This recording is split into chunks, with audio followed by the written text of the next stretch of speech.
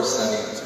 And we really appreciate you taking the time to be here this evening and providing your thoughts and ideas and really your voice to this planning process. This is the second public meeting we're holding for the South Shore Corridor Study. The first one we had back in May at South Shore International Prep High School and had a really good turnout there.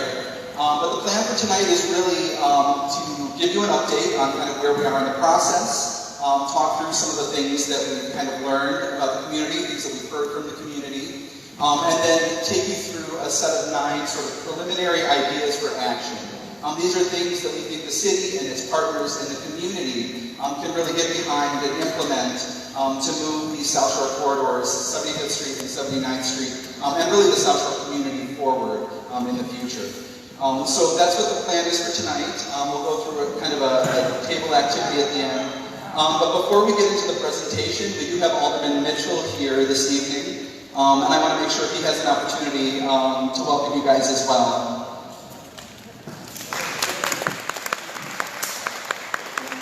All right, good evening, everybody. It is good to see everybody participating in this.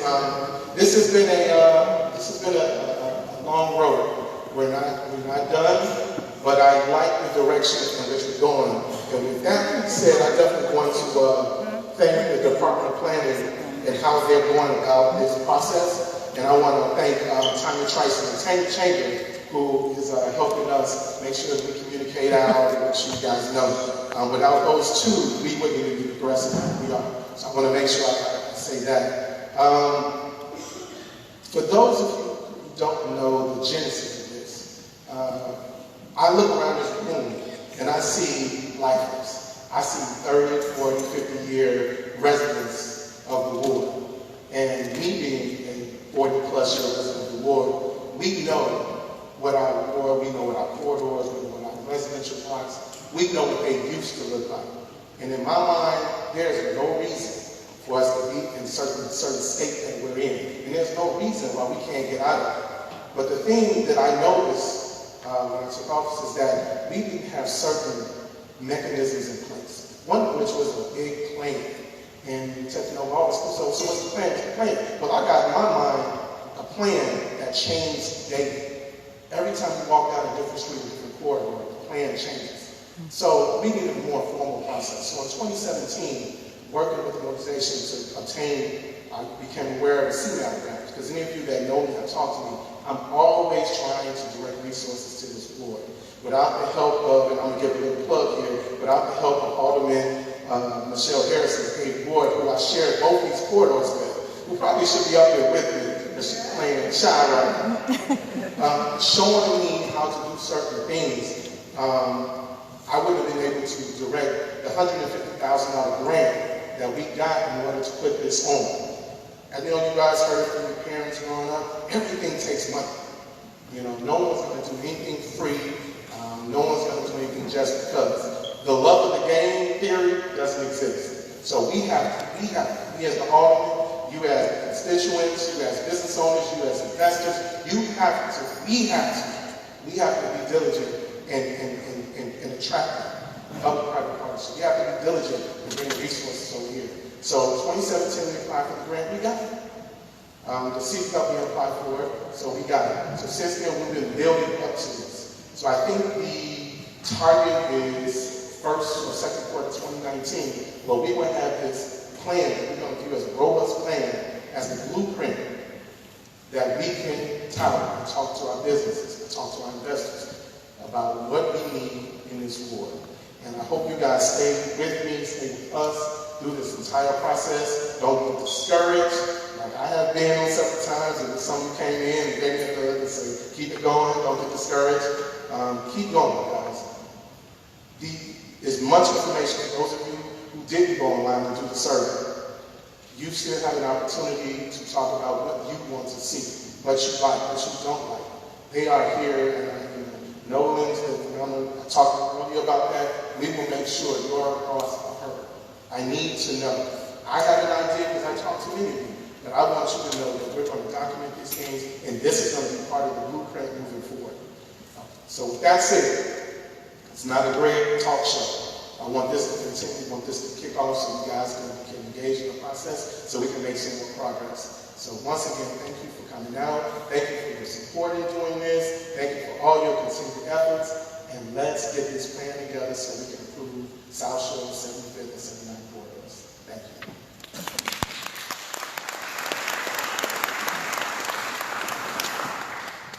All right, so this is sort of the agenda for this evening. We have several members of our project team here to go through some slides with you and kind of talk through some of the things that we found, some of the research that we've done in our analysis, also what we've heard from the community. And then we want to talk through kind of 9 ideas for action. These are sort of strategies that we think that make sense for these 2 corridors and can kind of move them forward for future success. And then I will turn it over at the end to my colleague Abby Monroe, who's going to take us through sort of an engagement activity, kind of a workshop at your table. But a lot of this, the alderman kind of took the words out of my mouth. We received a grant earlier this year from the Regional Transportation Authority through their community planning program to implement this study. And being the Transportation Authority, it really originated as a transportation study, looking at 75th Street and 79th Street and how people kind of travel along the corridors and use transportation. But really kind of working with the aldermen, working with the community, we've sort of broadened the scope. And the idea is, how do we raise the visibility of South Shore and develop sort of a blueprint for South Shore and for these 2 corridors in the community? And how do we attract and steer investment along these corridors and improve transit and transportation connections? Both people using transit, but also people kind of walking along the streets, how do they experience the streets? And how do we identify a clear path forward for these 2 corridors where we build strength over time? And so again, kind of the area of focus is 75th Street and 79th Street, running from Stony Island Avenue all the way to Lake Michigan. And so those are the 2 corridors that we're focused on, but a lot of these recommendations I think will apply to the South Shore community more broadly. And here's where we sort of are in the process. We're about 2/3 of the way through now. Back in May, we had our kind of first public launch meeting, an open house. It was really well attended, got a lot of good feedback and ideas from the community then. Since then, we've taken that feedback and that information and we've incorporated it into kind of our work. And that's why we're back here tonight, to kind of show you how, where we are now with our thinking and with some of these ideas for action. And now get your ideas tonight to make sure that we're kind of on the right track. So that's sort of where we are now, and that community engagement piece is really important. So I want to invite Tanya Trice from the South Shore Chamber of Commerce to come over, who's leading our community engagement efforts, and talk a little bit about that. Hi everyone, thank you all for coming out this evening, and again I want to thank Alderman Mitchell for putting this very important project together with the support of Alderman Harris. It's good to see you. This project is very important, and it was important for the South Shore Chamber of Commerce to be included in this because we wanted to make sure that the plans were inclusive of the residents and the makeup of the community as it stands right now. We did not want to have people coming into the community that were not very familiar with the community, the needs and the concerns of the residents of the community, making plans without us at the table. So the South Shore Chamber of Commerce has been involved with the community outreach and engagement part of this project. And we have had our first community meeting back in May. We've had several community stakeholder meetings as well. And the stakeholders are a group of people that are made up of community residents, business owners, and community organization leaders. We wanted to make sure, again, that everyone is reflected and at the table for this process. And I have to admit, I'm very grateful to the entire team. When we first started this project, we started with a tour of the corridors along 75th Street and 79th. They came down and spent an entire afternoon in the South Shore community so they can identify the scarcity of the corridors and where the corridors were more densely populated and where there were areas of opportunity. And the one thing that I think everyone found is that there is a great sense of pride in the South Shore community, and everyone that lives here, works here, or is invested in this community is interested in creating a more vibrant and welcoming community for everyone to visit us. We had our first community meeting back in May at South Shore High School, and it was a very interesting meeting because instead of just having a lecture, we we had stations set up where everyone in the room can go around and visit each station and give their feedback.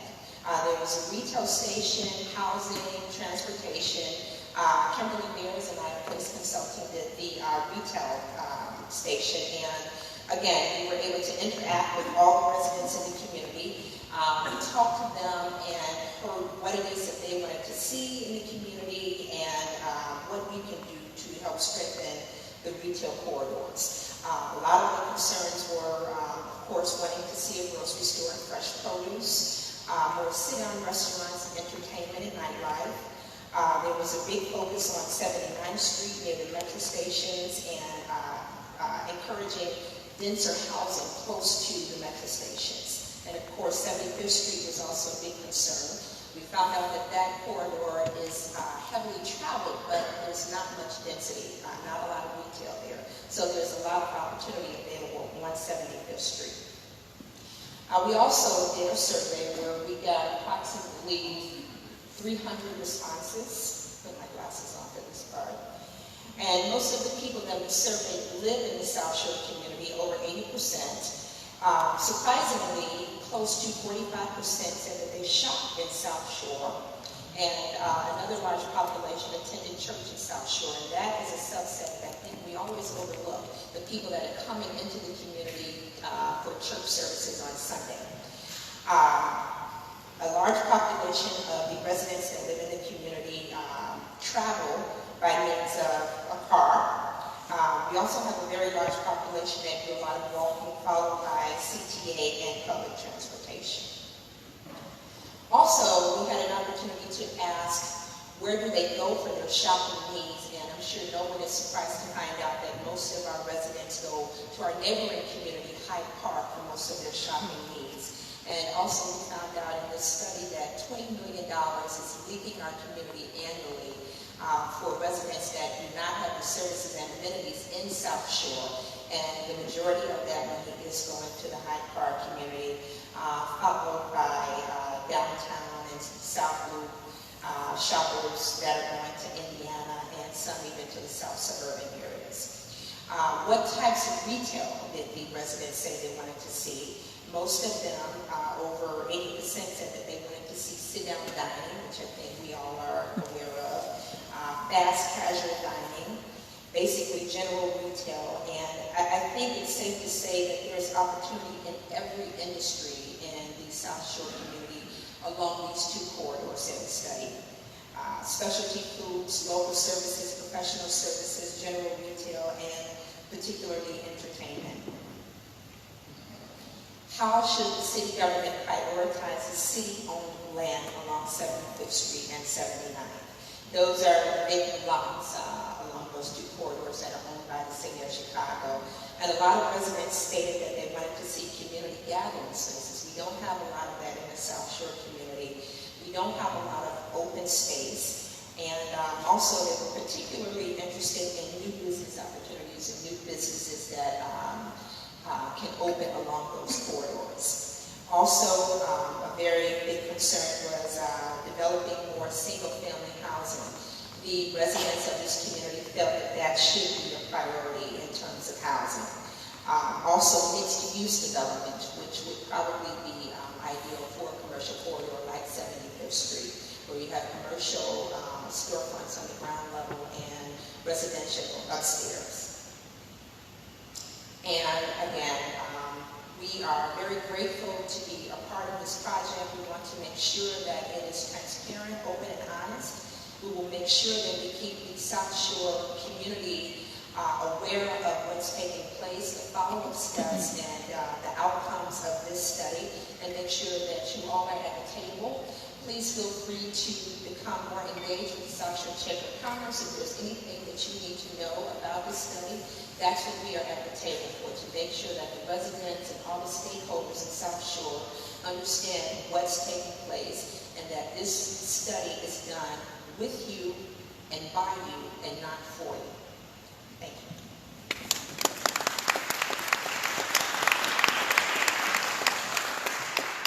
Thanks, Tanya. Hello, everybody. My name is David Scully. I am urban planner with Skip Lawrence and Miro. We're the consultant working with the city, with this chamber, and with the aldermen on this project.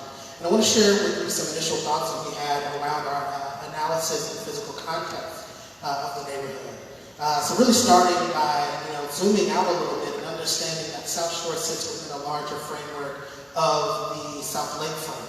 And how do we look at all of these assets within that area, and how do we start to amplify those?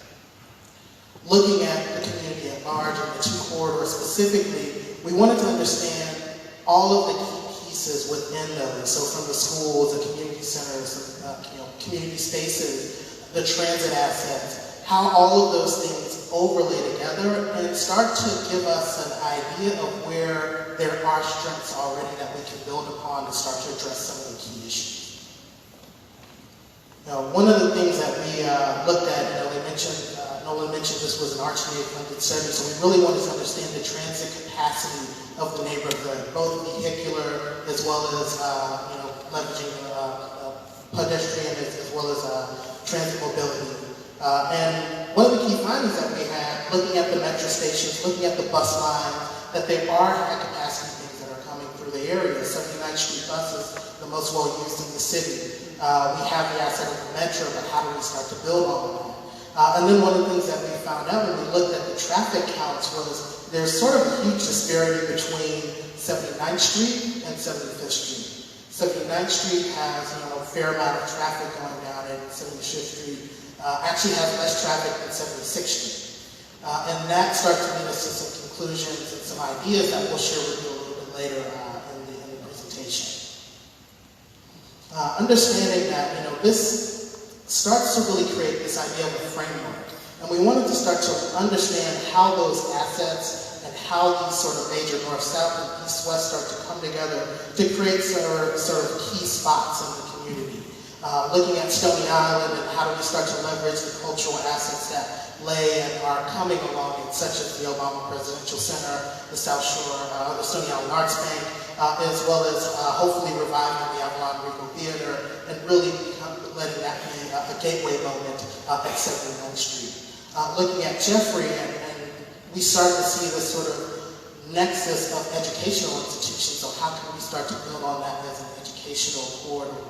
And again, Exchange looking at that as a lakefront corridor that can really start to really bring its identity and spur opportunity because of its proximity and because of its access to transit. And lastly, we looked at housing to understand, what was going on in the community. We the data that we looked at really started to bring an idea that there is a stable market, in South Shore. There is a diverse mix of housing, but how do we find other opportunities sort of within that tapestry to build on the community as we see it. So now we're going to look at a little bit of retail. Our colleague Kimberly is going to talk a little bit about that as this is a retail corridor study. Thank you, guys. Thanks, David. As David said, my name is Kimberly Bears. I don't know if this is too loud. Is it just right? It's fine. Just right. Okay. Kimberly Bears with Place Consulting. And we've been looking at the meta and the micro. So what's happening at the meta level in terms of Chicago and retail and the ways in which we shop as a culture in the States, and then what's happening here in this trade area. So we think of, the Alderman talked about what's happening in the ward. We think of areas as trade areas, and that's typically how commercial brokers will look at areas as well. Where will they draw from, and what's happening in that retail trade area? So the quick story here is Chicago was built for a population about twice the size as what we have today, 700 miles of retail and commercial zoning. And we shop very differently than our parents and grandparents. Our children and we shop very differently today. No shame. Many of us have Amazon Prime accounts. That did not exist. It didn't exist 10 years ago, and probably 5 years ago a lot of us didn't have it. But you don't have to spend a lot of time to think about how much the way that we shop has changed. In terms of the market here, there's a stable population, but as Tanya said, and as I saw as nodding, people people are spending their money out of the neighborhood. Now that makes sense because the neighborhood doesn't have as much as you all want and need. So we're recognizing there's a great mismatch there. But of the money that is here to be spent, about $200 million is being spent in those other communities, Hyde Park and other locations in the suburbs, et cetera, downtown. A lot of you have figured out different ways to do your shopping. So you will do it on a Saturday or a Sunday, or you will do it on the way home from work. But once you get here, you are by and large just home. You're not home and out and shopping, but I'm seeing the heads shake as yes. There are some specific gaps that we saw where there's some opportunity, and that's in food and drink and then general merchandise. The one kind of funny area where the industry is doing really well is gas stations. So you actually have people spending more money at the gas stations than is in the area. So people are coming through and they're getting gas. So we're going to look at that as an opportunity. That's a strength, and we're looking at finding ways to build on that. Here of note, and we've got it in another one of the slides, the storefront vacancy rate when we did our inventory, 59% for 75th Street and about 48% for 79th Street. And that's just vacant. We also took information about building conditions, and that is a challenge as well. So historically, how did the neighborhood develop? Both with a walk-to-business model for the internal for 75th and 79th, and then for car-oriented uses on Stony Island. And you can see that there's a lot that is red or burgundy on this map, and that is business or commercial. Not much in manufacturing, but as I said, a lot of the retail zoning that we have is no longer needed. And so that's what's led to this conversation about looking at 75th Street in a different way. The most common uses, and you know this from being in the neighborhood, a lot of nail and hair salons, talked about gas stations, a lot of fast food and convenience. What are we missing? We're missing entertainment. We talked about sit-down restaurants and apparel. And again, you can see the vacancy rates, 59% and 48% on those streets. So to sum up, market assets and market challenges. About $200 million to be spent in the neighborhood. So leaving the neighborhood now, it could be captured. There is a great deal of strength, and Nolan will talk next about the idea of these key nodes, strong connections to Chicago jobs and other communities around. So even though you're losing money now to Hyde Park, that's an asset as well. If you didn't have Hyde Park, the neighborhood could be even weaker. So you want to think about ways in which the Loop and Hyde Park do strengthen South Shore. And then very good housing stock, a lot of brick and stone detailing. So our challenge is stable population, but not a lot of population growth. The low traffic volumes on 75th, shopping habits changing as we talked about, and those vacancies. So that's the, as I said, the meta and the micro. All right, and I'm going to turn it back over to Nolan. Thank you.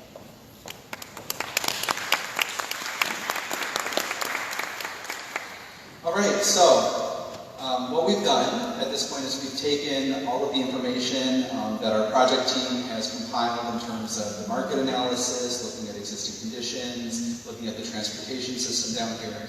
And we've also taken kind of the ideas and the input that we received at the first public meeting and from the online survey that we received from the community. And we've tried to develop a set of what we're calling ideas for action. These are sort of ideas, strategies that we think the city can get behind, that we can work with our partners at like the transit agencies, other city departments, and also with the community to sort of move things forward here and start to make some changes along 75th and 79th Street that really position these corridors and South Shore more generally for future success and investment. And so Kimberly already sort of alluded to this, but one of the things that we've noticed is there really are sort of key nodes of activity along these corridors. You know, there isn't a a lot happening along the full extent of 75th and 79th Street. There are a lot of vacancies, there are a lot of underutilized buildings, but there are some areas where there is stuff happening. And those places happen to be 75th and Exchange, 79th and Exchange. There's also a lot of opportunity at 79th and Stony Island. And so we sort of identified these three key nodes based on kind of the concentration of existing uses, what we've heard from the community in terms of where they spend their time, the areas they're interested in, where we have sort of major transportation nodes, and where there's potential future destination anchors like the Avalon Regal Theater, for example. And that sort of leads us into our first idea for action, and that's to have a clear framework for development. You know, we can't do everything everywhere all at once, so we have to start to prioritize where can we have the greatest impact. And we think that happens at those key nodes, at those areas of the strength. And so we need to steer investment to those existing nodes and sort of build on that strength and increase investment over time. And as we're successful there, we can start to kind of deploy the strategies along the full corridors and really revitalize them.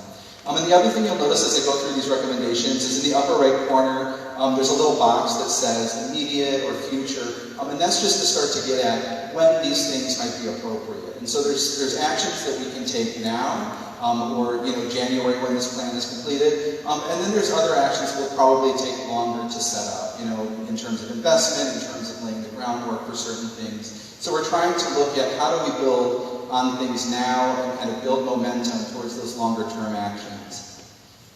So the second one is really how do we advance community-led arts and culture initiatives. You already have a really rich history in this community of arts with the murals along 79th Street, a lot of culture. How do we build on that? How do we expand on those programs and those initiatives? And so that's kind of the first idea for action is doing that, looking at how we might deploy public art and sort of tactical urbanism along the corridors and places where people may not feel safe crossing the street, or the things that we can do in terms of painting or increasing kind of visibility in those areas. And can we start to do things to program and activate some of those underutilized storefronts and spaces along the corridors, whether that's like a pop-up shop or an arts pop-up or some other sort of community programming. We also want to look at advancing greening and open space along these corridors. There are a lot of underutilized vacant lots. Some of them are city-owned, so we could actually do something with them. But how do we start to incorporate some greening and some open space, some stormwater management along these corridors? And as Tanya alluded to, and what we heard from the community and in the surveys, there aren't a lot of kind of community gathering spaces. There aren't a lot of open spaces outside of like Rosenblum Park and Rainbow Beach. So how do we start to integrate some more open space and community space along these corridors? We also want to market the opportunity. There are a lot of opportunities here. Kimberly mentioned there's $200 million worth of retail spending that is leaving the community. How can we start to recapture some of those dollars and keep them here in South Shore? And that's looking at, how do we market, starting to market the resident spending, market the opportunities along this corridor, look at maybe expanding uses at those gas stations. They are overperforming. There's a lot of people visiting them. Are there things that gas stations can do in the short term in terms of maybe providing more fresh produce until, South Shore is able to land, a small produce store or something like that. And we also really want to prioritize local businesses, Chicago-owned businesses. How do we get kind of local businesses here in the community? It's important to have a mix of national retailers and local shops, but how do we really support local businesses, entrepreneurs, people who live and work and contribute to the community? Looking a little further down the road, we think it's important to promote and market the culture and entertainment opportunities here. There is a concentration on the south side of a lot of cultural amenities. You have kind of the Museum of Science and Industry, Jackson Park, the Stony Island Arts Bank, the South Shore Community Center, the Quarry Event Space, and there's also the Avalon Regal Theater. We think that that's a real opportunity if that theater could be kind of redeveloped and reopened and start to have some programming. It's a real opportunity to create sort of an entertainment node at 79th and Stony Island and reoccupy some of those vacant commercial spaces and really make it a place for people to spend their time in the community. Again, looking a little further out, we want to encourage key node renovation. And what that means is at these key nodes, making sure that they're really comfortable for people to spend time. So working with business owners and property owners to restore and improve their facades and kind of improve the curb appeal of their buildings, and working with them to start to reoccupy and reprogram some of these spaces. And then also enhancing the public realm. So this is originally sort of a transportation study, so we want to look at the public realm. You know, how are people interacting on the sidewalks? What is the condition of the sidewalks? What are the conditions of the furniture? You know, the trash cans and the benches. How do we start to improve on that? You know, where those conditions aren't very good and it's not comfortable to really spend time and walk and be a pedestrian. And how do we improve some of the kind of the signage to connect people? You know, one of the things we noticed is at 79th and Exchange, when you're standing at that intersection, it's actually really hard to see the metro station that's right there around the corner of that building. And so is there an opportunity to improve the signage so people know that it's there and are able to take advantage of it more and use it more? And also, when you're in the neighborhood, it's hard to know that you can go to the beach, that, you know, Lake Michigan is right there. So how do we start to improve those wayfinding connections so that people can really take advantage of the assets and the opportunities here in the community? And then looking at improving, you know, working with our partners at CTA and at Metra to improve the conditions of the bus stops and the metro stations so that it does feel safer and more comfortable for people to use those services. And then kind of looking longer term into the future, starting to attract infill development at these key nodes. So there are some kind of higher visibility, vacant lots, vacant buildings. How do we start to get the buildings reoccupied and repurposed? And start to encourage some new residential and mixed-use development at these key nodes. You know, one of the things that Kimberly alluded to in her part of the presentation was how important it is that you have kind of people here to support businesses. You know, greater population density, more people can support more businesses and make them successful. So how do we start to get more people on these corridors living here and spending time here to really support the existing businesses and also support some new businesses that might come in? And then sort of once we've developed strength with these three key nodes, how do we start to backfill into the rest of the corridor? You know, it isn't just these three nodes that we're looking at. We're looking at the entire mile-long length of 75th, mile and a half of 79, and it's important to really make sure that we're investing along the corridors too. So starting to build from those areas of strength and converting vacant lots along the corridors to green space and public gathering space, converting vacant storefronts to other non-retail uses. Since the nature of retail has changed, we're probably not going to see, you know, long strips of active retail along both corridors anymore. So how do we start to transition the corridors where it's appropriate to things like residential uses or other types of programming that are not kind of shops and goods and services? And then start to infill some of the vacant lots with new residential. Again, looking at increasing the population, supporting retail, and the services and activities that are in the community. And then finally, what's the long game? How do we plan for some of this long-term capital investment? You know, some of the things that need to happen along these corridors in terms of intersection upgrades, repaving, you know, making areas like 79th and Stony Island under the Skyway a little more comfortable with maybe lighting or art or greening.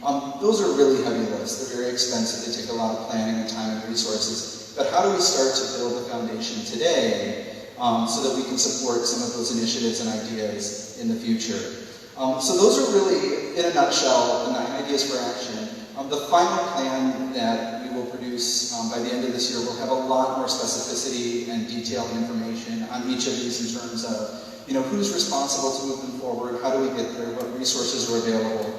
But for tonight, we really just want to get your take on these 9 ideas. Do they make sense to you? Are we going in the right direction? Is there anything really important that we completely missed? And so I want to hand it over to Abby from my team, who is going to take us through this sort of activity and brainstorming. Awesome, thank you, Noah. Okay, so we are at the most important part of the evening, which is the time period where we're going to get to hear from all of you in the room. And we want to spend some time for you guys to speak to each other. So we're going to be talking in small groups for about a half hour, going through the different ideas for action that Noah just presented. There are worksheets on the table that kind of outline the questions that we're going to be asking you. You can also go ahead and flip over the big white paper in the middle of your table, and that should have a summary of information that was just presented. For those of you that are in the back of the room, if you could kind of come up and join one of the tables here that has some open seats, and then if one person from our project team could join each table, that will provide you with a staff person to answer questions and kind of lead the conversation. After we've spent some time talking as a small group, we're going to talk as a large group. So everyone will get an opportunity to hear some of the highlight ideas from each of the small group tables, and I'll facilitate that when we get to that point. But for now, I'm going to turn it over to the various folks on at each table from our project team to kind of start the conversation.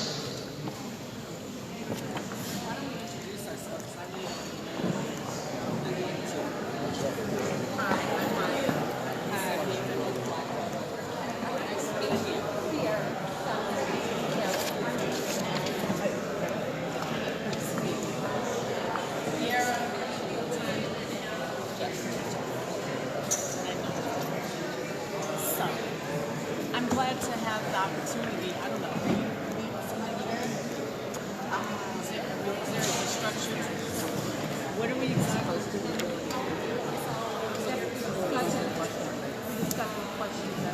Oh, okay. So these are the questions.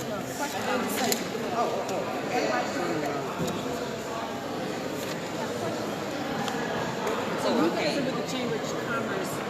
You're with the Alderman's office. Okay, I'm sorry.